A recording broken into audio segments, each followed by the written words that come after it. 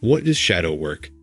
It is probably the most controversial theme discussed in the psychological circles and all of those deeper into their spiritual work. It is needless to say shadow work can get confusing, and that the term shadow work doesn't bring much clarity. Today I will tell you what shadow work is. Due to the term shadow work, one can easily think it holds all kinds of dark and sinister things.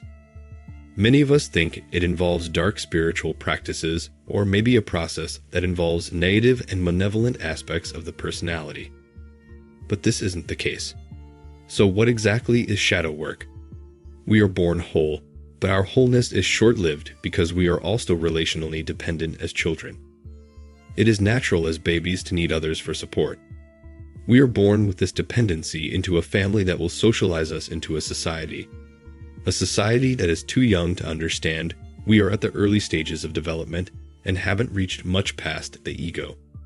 You can imagine this will cause some trouble. They will teach us that some aspects of ourselves are loved and accepted, while others are not.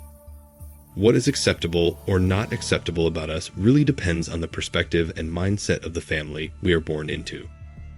Our family will judge and reject all of the aspects of us they find unacceptable, whether they are positive or negative, and will encourage those they find acceptable. And with being relationally dependent, in order to survive, we will do whatever we can to deny and disown those aspects in ourselves that were disapproved of, while we will be exaggerating those that were met with approval. So, in order to survive, we tend to dissociate from the parts of us that were disapproved of. This will create a fracture within a psyche, and it is the first coping mechanism we will develop. This fracture is what we today call conscious and the subconscious mind, and is the first self-preservation coping strategy we develop in childhood. Famous revolutionary psychologist Carl Jung, during his studies with Freud, noticed that people had conscious and unconscious aspects of themselves, and that there were certain things a person can be aware of, and then other aspects about themselves they would be completely oblivious to.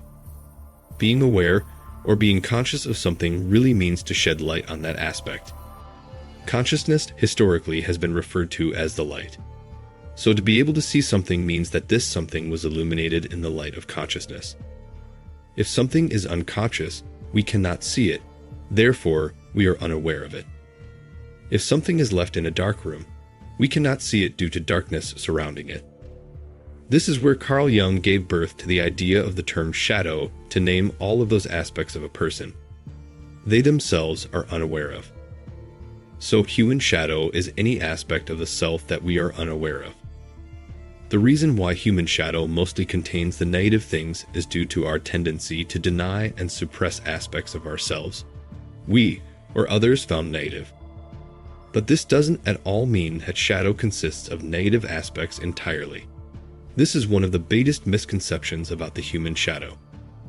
Although it is more likely we will suppress jealousy rather than a talent we have, shadow is also filled with rejected aspects that are truly positive.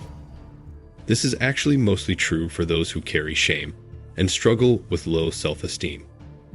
How can something positive end up in our shadow, suppressed? Let's go by an example. Let's say that a little girl was born with a good sense of self, aware of what she likes and doesn't like, and with a tendency to openly speak her mind. She is honest like most kids are, but let's say she was born into a family where girls should be quiet and obedient. She should be sweet and presentable, but in no way should she assert her opinion if she wishes to be accepted within this family. The family will reject her when she shows assertiveness and confidence, so for the sake of survival, she will start to reject the same aspect within herself as this guarantees her the acceptance of her social group. She will suppress that aspect of herself first intentionally in order to receive love, and in her adult life, she will show up as sweet and obedient, probably live life on other people's terms. Her life will be painful because parts of her personality have remained trapped. Her psyche divided and parts of her consciousness are actually not present in her up-to-date life experience. Those aspects of her are now hidden so deeply that they don't even get to experience life. This can impoverish everyday life experience, and depending on the degree of dissociation, this will push her into working on her feelings. After working with her feelings, she might discover that these limitations and conditions for love were in her subconscious and result in her realizing she isn't an obedient little girl, rather confident and assertive, just as she once was. Once she embraces and embodies that aspect of herself again, she will awaken the confidence to create a life as she finds good. This will give her the assertiveness she needs to sort herself out, instead of remaining obedient to her family and everyone around her. How does a negative aspect end up in the human shadow? I will give you an example. Let's say you have a child. This child starts getting really angry, and it is born into a family where anger is not an okay emotion to express or even feel.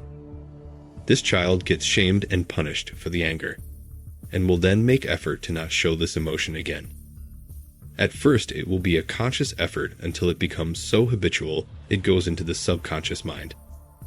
This child will suppress and deny this anger to a point they won't even see the anger in themselves.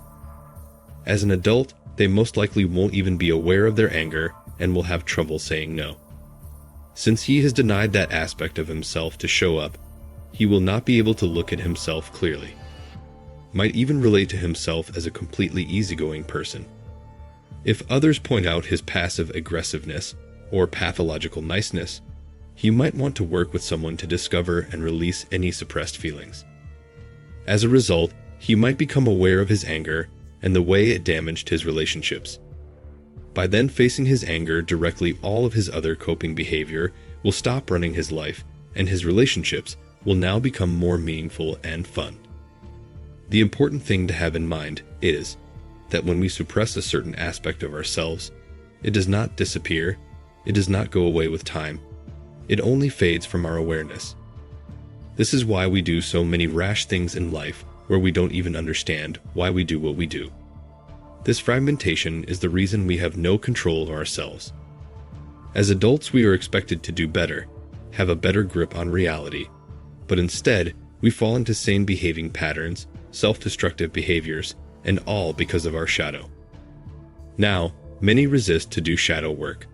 Some of them think if they allow themselves to feel these difficult emotions that they will end up attracting more of the negative into their life.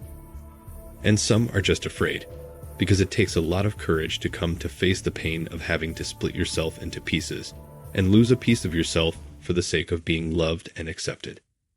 Reality is that the original pain you endured, that feeling of rejection, will come to the surface each time you approach shadow work. The same feeling of rejection you felt your first time with your parents. It will make you feel like you will be punished again. And for those who fear to attract more of the negative if they allow themselves to feel negative emotions, it is understandable. This is a very common confusion amongst the people who exercise the law of attraction consciously, but fearfully, I must add. What we attract is what we unconsciously or consciously believe. To do shadow work is to excavate and finally feel those emotions we have been avoiding for so long, because those suppressed emotions have been the ones attracting painful circumstance in your life just to be seen. This is why you feel like law of assumption or attracting good things into your life doesn't come easy. Our shadow is a point of attraction because the purpose of this life is to become whole again. For this reason, contents of the shadow can emerge through different situations where we will be confronted with those difficult emotions we have been avoiding, or it can emerge in our conscious efforts to do shadow work. These difficult emotions are energies inside our bodies, so confronting them can feel risky. This is why self-awareness is not an easy task. This fragmentation of self is fate of everybody on earth, as we have all undergone the process of splitting into parts due to socialization. We have split into conscious and subconscious. This is the birth of self-hate that shows up through self-rejection. The emptiness we feel is what is left of us after leaving all of those suppressed aspects of ourselves behind. The fact that we disowned them means we have lost them. This can even feel like we aren't really living our lives. It can make us dissociate from ourselves and stop feeling joy.